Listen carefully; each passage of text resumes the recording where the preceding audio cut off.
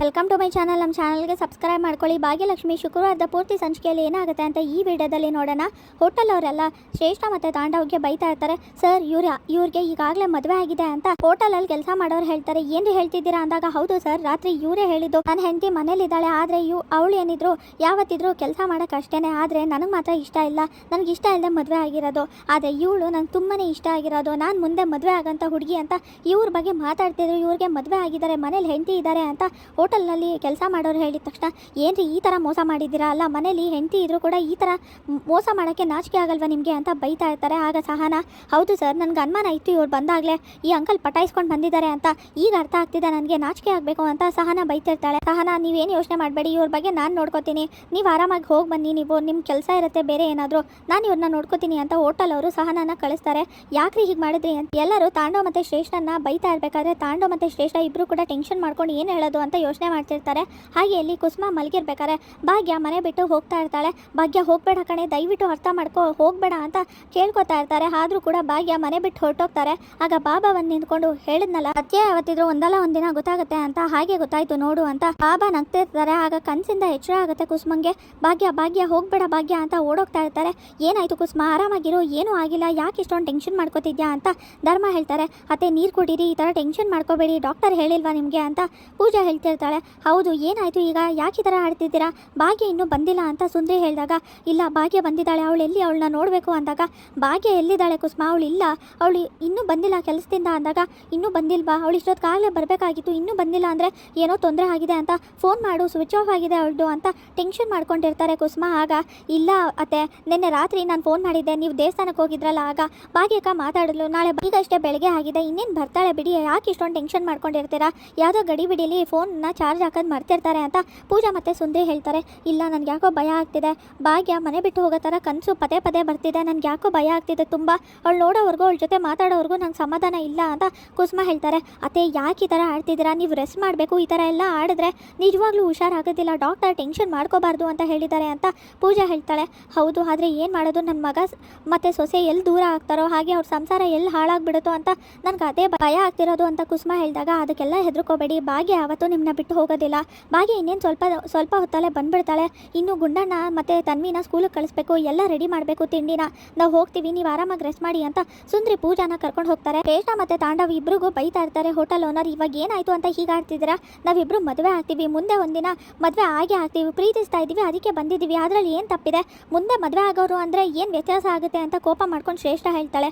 ಹೌದಾ, ಸರಿ ಆಯಿತು, ನಿಮಗೆಲ್ಲ ಹೇಗೆ ಬುದ್ಧಿ ಕಲಿಸ್ಬೇಕು ಅಂತ ಗೊತ್ತು, ಪೊಲೀಸ್ ಅವ್ರನ್ನೇ ಕರೆಸ್ತೀನಿ, ಆಮೇಲೆ ಏನು ಮಾಡಬೇಕೋ ಅವರೇ ನೋಡ್ಕೊಳ್ಳಿ ಅಂತ ಇಲ್ಲಿ ಓನರ್ ಹೇಳ್ತಾ ಇರ್ಬೇಕಾರೆ, ಸರ್ ಪೊಲೀಸ್ ಎಲ್ಲ ಬೇಡ, ಯಾಕೆ ಈ ಥರ ಆಡ್ತಿದ್ದೀರಾ, ನಾವೇ ಕುತ್ಕೊಂಡು ಬಗೆಹರಿಸ್ಕೊಂಡು ಮಾತಾಡ್ಕೊಳ್ಳೋಣ, ಇಷ್ಟು ಚಿಕ್ಕ ವಿಷಯಕ್ಕೆ ಪೊಲೀಸ್ವರೆಗೂ ಯಾಕೆ ಹೋಗಬೇಕು, ಅದು ಅಲ್ಲದೆ ನಾವಿಬ್ಬರು ಮದುವೆ ಆಗೋರು, ಮುಂದೆ ಮದುವೆ ಆಗೇ ಆಗ್ತೀವಿ, ಬೇಕಾದರೆ ನಿಮಗೆ ಸಾಕ್ಷಿನೂ ತೋರಿಸ್ತೀವಿ, ಅದನ್ನು ಬಿಟ್ಟು ಪೊಲೀಸು ಕೇಸು ಇವೆಲ್ಲ ಬೇಡ ಸರ್ ಅಂತ ಮಾತಾಡ್ತಿರ್ತಾನೆ ತಾಂಡವ್. ಆಗ ಏನು ಹೇಳ್ತಿದ್ದೀರಾ, ಅಲ್ಲ ಮನೇಲಿ ಹೆಂಡತಿ ಇದ್ರು ಅವ್ರಿಗೆ ಮೋಸ ಮಾಡಿಬಿಟ್ಟು ನೀವು ಈ ಥರ ಸುತ್ತಾಡೋದು ಇದೆಲ್ಲ ಒಂದು ದೊಡ್ಡ ವಿಷಯ ಅಲ್ಲ ಅಂತ ಹೇಳ್ತಿದ್ದೀರಲ್ಲ, ನಾಚಿಕೆ ಆಗಬೇಕು ನಿಮಗೆ ಅಂತ ತಾಂಡವ್ ಹತ್ರ ಬೈತಾ ಇರಬೇಕಾದ್ರೆ, ಈಗೇನು ನಿನ್ನೆ ರಾತ್ರಿಯಿಂದ ಎಷ್ಟೆಲ್ಲ ಖರ್ಚಾಗಿದೆಯೋ ಅಷ್ಟೆಲ್ಲ ದುಡ್ಡನ್ನ ನಾನು ವಾಪಸ್ ಕೊಡ್ತೀನಿ, ಪೂರ್ತಿ ವಾಪಸ್ ಕೊಡ್ತೀನಿ, ನಾನೇ ಕಟ್ಬಿಟ್ಟು ಹೋಗ್ತೀನಿ ಅಂತ ತಾಂಡವ್ ಹೇಳ್ತಾನೆ. ಏನು ದುಡ್ಡು ಕಟ್ತೀರಾ ನೀವು, ಪೂರ್ತಿಯಾಗಿ ಕಟ್ತೀರಾ ಅಂತ ಓನರ್ ಹೇಳ್ತಾರೆ. ಹೌದು, ಪೂರ್ತಿಯಾಗಿ ಕಟ್ತೀವಿ, ಏನೇ ಖರ್ಚಿದ್ರು ಪರವಾಗಿಲ್ಲ ಹೇಳಿ, ನಾವೇ ಕಟ್ತೀವಿ ಎಲ್ಲದಕ್ಕೂ ಅಂತ ತಾಂಡವ್ ಹೇಳ್ತಾನೆ. ಏನ್ರಿ ಹೇಳ್ತಿದ್ದೀರಾ, ದುಡ್ಡುಗೋಸ್ಕರ ಇಷ್ಟೆಲ್ಲ ಮಾಡಬೇಕು ಅಂದರೆ ಫ್ರೀಯಾಗಿ ನಾವು ಟಿಕೆಟೇ ಕೊಡ್ತಾ ಇರಲಿಲ್ಲ, ಇಷ್ಟೆಲ್ಲ ನಾವು ಅರೇಂಜ್ಮೆಂಟ್ ಮಾಡ್ತಾನೆ ಇರಲಿಲ್ಲ ಫ್ರೀಯಾಗಿ, ಇದು ಒಂದು ಸಂಬಂಧ ಬಾಂಧವ್ಯ ಬೆಸಿಲಿ ಅಂತ ನಾವು ಈ ಥರ ಮಾಡಿದ್ದು, ಅದನ್ನು ಬಿಟ್ಬಿಟ್ಟು ನಿಮ್ಮ ಥರ ಈಗ ಮಾಡಲಿ ಅಂತ ಮೋಸ ಮಾಡಲಿ ಅಂತ ಮಾಡಿಲ್ಲ, ನಮಗೆ ಇಲ್ಲಿ ಭಾವನೆಗಳು ಮುಖ್ಯ ಅಂತ ಹೋಟೆಲ್ ಓನರ್ ಹೇಳ್ತಾರೆ. ಸರ್ ಯಾಕೆ ಈ ಥರ ಮಾಡ್ತಿದ್ದೀರಾ, ಒಂದೇ ಒಂದು ಅವಕಾಶ ಕೊಡಿ, ಏನೋ ಗೊತ್ತಿಲ್ಲದೆ ತಪ್ಪಾಗೋಗಿದೆ, ಅದಕ್ಕೆ ಇಷ್ಟೊಂದೆಲ್ಲ ಬರಾದಂತ ಬೇಕಾ ಅಂತ ತಾಂಡವ್ ಹೇಳ್ತಾನೆ. ಸರಿ ಆಯಿತು, ನಿಮ್ಗೊಂದು ಅವಕಾಶ ಕೊಡ್ತೀನಿ, ಇದೊಂದೇ ನಿಮಗೆ ಲಾಸ್ಟ್ ಅವಕಾಶ ಇರೋದು, ಅದನ್ನು ಮಾಡಿದ್ರೆ ಬಿಟ್ಬಿಡ್ತೀವಿ ಅಂದಾಗ, ಸರಿ ಏನು ಮಾಡಬೇಕು ಹೇಳಿ, ಮಾಡ್ತೀವಿ ಅಂತ ತಾಂಡವ್ ಹೇಳ್ತಾನೆ. ಒಂದು ಕೆಲಸ ಮಾಡಿ, ಫೋನ್ ಮಾಡಿ ಹೇಳ್ತಿ ಇಲ್ಲಿಂದ ಬಿಟ್ಬಿಡಿ ಅಂತ, ಆಗ ನಾವು ನಿಮ್ಮನ್ನು ಇಲ್ಲಿಂದ ಬಿಟ್ಬಿಡ್ತೀವಿ ಅಂತ ಓನರ್ ಹೇಳ್ತಾರೆ. ಫೋನ್ ತಾನೇ, ಅಷ್ಟೇ ತಾನೇ, ಕೊಡಿ ಮಾಡ್ತೀನಿ ಅಂತ ತಾಂಡವ್ ಫೋನ್ ಮಾಡೋಕ್ಕೆ ಅಂತ ಹೋಗ್ತಾನೆ. ಅಲ್ಲ ಸರ್, ಯಾರಿಗೆ ಫೋನ್ ಮಾಡಬೇಕು, ಯಾರಿಂದ ಹೇಳಿಸ್ಬೇಕು ಅಂತ ತಾಂಡವ್ ಹೇಳಿದಾಗ, ನಿಮ್ಮ ಹೆಂಡತಿಗೆ ಫೋನ್ ಮಾಡಿ, ಅವ್ರ ಹತ್ರ ಇಂದ ಹೇಳಿಸಿ ಅಂದಾಗ ತಾಂಡವ್ ಮತ್ತು ಶ್ರೇಷ್ಠ ಇಬ್ರಿಗೂ ಶಾಕ್ ಆಗುತ್ತೆ. ಏನು ಸರ್ ಹೇಳ್ತಿದ್ದೀರಾ ಅಂದಾಗ, ಹೌದು ರೀ, ನಿಮ್ಮ ಹೆಂಡತಿಗೆ ಫೋನ್ ಮಾಡಿ ಈ ಥರ ಬಂದಿದ್ದೀನಿ, ಸಿಗಾಕೊಂಡಿದ್ದೀನಿ, ಈಗ ಹೋಟೆಲ್ ಓನರ್ ಬಿಡಲ್ಲ ಸುಮ್ಮನೆ ಅಂತ ಹೇಳ್ತಿದ್ದಾರೆ, ಏನು ಮಾಡೋದು ಗೊತ್ತಾಗ್ತಿಲ್ಲ, ಬಿಟ್ಬಿಡಿ ಅಂತ ಅವ್ರು ಒಂದ್ಸಲಿ ಹೇಳಿ, ಆಯಿತು ನಾನು ಬಿಟ್ಬಿಡ್ತೀನಿ ಅಂತ ಓನರ್ ಹೇಳಿದಾಗ ಟೆನ್ಷನ್ ಮಾಡಿಕೊಂಡು, ಏನು ಹೇಳ್ತಿದ್ದೀರಾ, ಇದೆಲ್ಲ ಆಗೋ ಮಾತಲ್ಲ ಅಂತ ತಾಂಡವ್ ಯೋಚನೆ ಮಾಡ್ತಾ ಇರ್ತಾನೆ. ಯಾಕೆ ಸುಮ್ಮನೆ ಇದ್ದೀರಾ, ಫೋನ್ ಮಾಡಿ ಅಂತ ಓನರ್ ಹೇಳಿದಾಗ ತಾಂಡವ್ ಟೆನ್ಷನ್ ಮಾಡ್ಕೊಂಡು ಯೋಚನೆ ಮಾಡ್ತಿರ್ತಾನೆ. ಹಾಗೆ ಇಲ್ಲಿ ಪೂಜಾ ಮತ್ತು ಸುಂದ್ರಿ ಇಬ್ಬರು ಕೂಡ ಚಪಾತಿ ಮಾಡ್ತಿರ್ತಾರೆ. ಬೇಗ ಮಾಡಿ ಸುಂದ್ರಿ, ಅತ್ತೆ ಏನಾದ್ರು ಬಂದರೆ ಬೈತಾರೆ. ಗುಂಡ ಮತ್ತು ತನ್ವಿಗೆ ಬೇರೆ ಲೇಟ್ ಆಗ್ತಿದೆ, ಬಾಕ್ಸ್ ಬೇರೆ ಕಟ್ಟಬೇಕು ಅಂತ ಪೂಜಾ ಹೇಳ್ತಾಳೆ.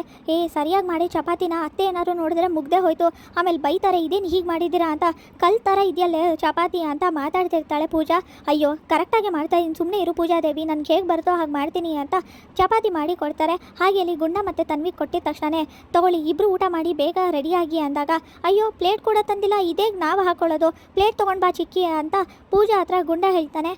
ಏನೋ ಇದು ಪ್ಲೇಟ್ ಕೂಡ ತೊಗೊಳಕ್ಕಾಗಲ್ವಾ ಅಂತ ಹೇಳ್ತಾರೆ ಪೂಜಾ. ಹಾಗಲ್ಲ, ಅಮ್ಮ ಇದ್ದಾಗ ನನಗೆ ಪ್ಲೇಟ್ ಕೂಡ ತೊಗೊಳಕ್ಕೆ ಬಿಡ್ತಾ ಇರಲಿಲ್ಲ, ಎಲ್ಲ ಅಡುಗೆ ಮನೆ ವಸ್ತುಗಳನ್ನೆಲ್ಲ ತೆಗೆದು ಆ ಕಡೆ ಈ ಕಡೆ ಹಾಕ್ತೀಯ ಅಂತ ಬೈತಾ ಇಲ್ಲು, ಅದಕ್ಕೆ ಅಮ್ಮನೇ ಎಲ್ಲನೂ ಕೊಡ್ತಾ ಇದ್ದಿದ್ದು, ನೀವು ನೋಡಿದ್ರೆ ನಂಗೆ ಕೊಡ್ತಾ ಇಲ್ವಲ್ಲ ಅಂತ ಗುಂಡ ಹೇಳ್ತಾನೆ. ಅಯ್ಯೋ ಮಾರಯ್ಯ, ನೀನು ಒಳಗಡೆ ಹೋಗ್ಬಿಡ, ಆಮೇಲೆ ಎಲ್ಲದನ್ನು ಚೆಲ್ಲಾಪಿಡಿ ಮಾಡಬೇಡ, ಆಮೇಲೆ ಕುಸುಮಮ್ಮ ನಮಗೆ ಬೈತಾರೆ, ಇರು ಪ್ಲೇಟ್ ತಾನೇ ನಾನೇ ತೊಗೊಂಡು ಬರ್ತೀನಿ ಅಂತ ಸುಂದ್ರಿ ಹೋಗಿ ತೊಗೊಂಡು ಬರ್ತಾರೆ. ಹಾಗೆ ಪಲ್ಯ ಹಾಕೊಂಡು ತಿಂಡಿ ತಿನ್ಬಿಡಿ ಅಂತ ಪೂಜಾ ಹೇಳ್ತಾಳೆ. ಇದೇನಿದು ರೊಟ್ಟಿ ಹೀಗಿದೆ, ಅಮ್ಮ ಮಾಡಿದ್ರೆ ಎಷ್ಟು ಚೆನ್ನಾಗಿರುತ್ತೆ, ಸಾಫ್ಟಾಗಿ ಇನ್ನೂ ತಿಂತಾನೆ ಇರಬೇಕು ಅನ್ಸುತ್ತೆ, ನೀನು ನೋಡಿದ್ರೆ ಈ ಥರ ಮಾಡಿದ್ಯಾ ಪೂಜಾ ಚಿಕ್ಕಿ, ಇದೇನಿದು ಕಲ್ಲ ಇಲ್ಲ ಅಂದರೆ ರೊಟ್ಟಿನ ಚಪಾತಿನ ಅಂತ ಗುಂಡ ಮತ್ತೆ ತನ್ವಿ ಹೇಳ್ತಾರೆ. ಹೇಗೋ ಬಂದಾಗ ಮಾಡಿದ್ದೀವಿ, ಸ್ವಲ್ಪ ಅಡ್ಜಸ್ಟ್ ಮಾಡ್ಕೊಂಡು ತಿನ್ನೋ, ನಿಮ್ಮಮ್ಮ ನಾಳೆ ಬಂದುಬಿಡ್ತಾರೆ, ಇಲ್ಲ ಇವತ್ತೇ ಬಂದುಬಿಡ್ತಾರೆ, ಆಮೇಲೆ ಅವರೇ ಮಾಡ್ಕೊಡ್ತಾರೆ, ಇವತ್ತು ಒಂದಿನ ಅಡ್ಜಸ್ಟ್ ಮಾಡ್ಕೊಳ್ಳಿ ಅಂದಾಗ, ಇಲ್ಲ ಇದನ್ನ ತಿನ್ನೋಕ್ಕಾಗತ್ತಾ ಅಂತ ಗುಂಡ ಹೇಳ್ತಿರ್ತಾನೆ. ಸರಿ ನಿಮ್ಮ ಬಾಕ್ಸ್ ರೆಡಿ ಮಾಡ್ತೀನಿ, ಆದಷ್ಟು ಬೇಗ ತಿನ್ಕೊಳ್ಳಿ ಅಂತ ಪೂಜಾ ಹೇಳ್ತಾಳೆ. ಇರು ಅಕ್ಕ ಪೂಜಾ ಚಿಕ್ಕಿ ಹೇಗೆ ಬಾಕ್ಸಿಗೆ ರೆಡಿ ಮಾಡ್ತಿದ್ದಾರೆ ನೋಡ್ಕೊಂಡು ಬರ್ತೀನಿ ಅಂತ ಗುಂಡ ಹೋಗ್ತಾನೆ. ಇದೇನಿದು ಈ ಬಾಕ್ಸಿಗೆ ಹಾಕ್ತಿದ್ದೀರಾ, ಇದು ನನ್ನ ಬಾಕ್ಸ್ ಅಲ್ಲ, ನಾನು ಇದರಲ್ಲಿ ಊಟ ಮಾಡಲ್ಲ ಅಂತ ಗುಂಡ ಹೇಳ್ತಾನೆ. ಏನೋ ಆಗುತ್ತೆ, ಇದರಲ್ಲಿ ಏನಾದರೂ ಊಟ ಮಾಡಿದ್ರೆ ಚಪಾತಿ ಒಳಗಡೆ ಹೋಗಲ್ಲ ಅನ್ಸುತ್ತಾ ಹೊಟ್ಟೆ ಒಳಗಡೆ ಅಂತ ಪೂಜಾ ಹೇಳಿದಾಗ, ಒಳಗಡೆ ಹೋಗೋದಲ್ಲ, ಇದನ್ನು ನೀರಿಗೆ ಹಚ್ಕೊಂಡು ತಿಂದರೂ ಕೂಡ ಹೊಟ್ಟೆ ಒಳಗಡೆ ಹೋಗಿ ಕರಗಲ್ಲ, ಆ ಥರ ಕಲ್ ಥರ ಇದೆ ಚಪಾತಿ ಅಂದಾಗ, ಸಾಕು ನಿಲ್ಲಿಸೋ, ಏನೋ ಗೊತ್ತಿರೋ ಅಷ್ಟು ಮಾಡಿದ್ದೀವಿ, ಅದ್ರಲ್ಲಿ ನೀವು ಬೇರೆ ಈ ಥರ ಮಾತಾಡ್ತಿದ್ದೀರಲ್ಲ, ಈಗ ನಿನಗೆ ಯಾವ ಬಾಕ್ಸ್ ಬೇಕೋ ಆ ಬಾಕ್ಸಲ್ಲೇ ಹಾಕ್ಕೊಡ್ತೀನಿ, ಒಂದನ್ನು ಬಿಡದೆ ಖಾಲಿ ಮಾಡ್ಕೊಂಡು ಬರಬೇಕು ಸರಿನಾ ಅಂತ ಪೂಜಾ ಹೇಳಿದಾಗ, ಇಲ್ಲ ಅಮ್ಮ ಇಷ್ಟು ಚೆನ್ನಾಗಿ ಮಾಡ್ಕೊಡ್ತಿರ್ಲು ಅಂದರೆ ಸ್ಕೂಲಲ್ಲಿ ಇನ್ನೂ ಒನ್ ಮೋರ್ ಅಂತ ತಿಂತಾ ಇರಬೇಕು, ಆ ಥರ ಇರೋದು, ಅಮ್ಮ ಚಪಾತಿ ಇಟ್ಟು ಅದ್ರ ಮೇಲೆ ತುಪ್ಪ ಹಾಕಿ ಆಮೇಲೆ ಪಲ್ಯ ಹಾಕಿ ರೋಲ್ ಮಾಡಿಕೊಡ್ತಿದ್ರು, ಆ ಥರ ಹಾಕ್ಕೊಟ್ರೆ ಮಾತ್ರನೇ ನಾನು ತಿನ್ನೋದು ಅಂತ ಗುಂಡ ಹೇಳ್ತಾನೆ. ಇವತ್ತು ಒಂದಿನ ಕಣ ಅರ್ಥ ಮಾಡ್ಕೊಳ್ಳೋ ಅಂದಾಗ, ಇಲ್ಲ ಅಮ್ಮ ಇವತ್ತು ಬರ್ತೀನಿ ಅಂತ ಹೇಳಿದ್ರಲ್ಲ, ಯಾಕೆ ಬಂದಿಲ್ಲ ಅಂತ ಗುಂಡ ಕೇಳ್ತಾನೆ. ಇನ್ನೇನು ಬಂದ್ಬಿಡ್ತಾರೆ ಇವತ್ತು, ನಾಳೆಯಿಂದ ನಿಮ್ಮ ಅಮ್ಮನೇ ಅಡುಗೆ ಮಾಡ್ಕೊಡ್ತಾರೆ ಅಂತ ಪೂಜಾ ಹೇಳಿದಾಗ, ಇಲ್ಲ ನನಗೆ ಆ ಥರ ಅಮ್ಮ ಹಾಕೊಟ್ರೆ ಮಾತ್ರನೇ ತಿನ್ನೋದು ಅಂತ ಗುಂಡ ಹೇಳ್ತಾನೆ.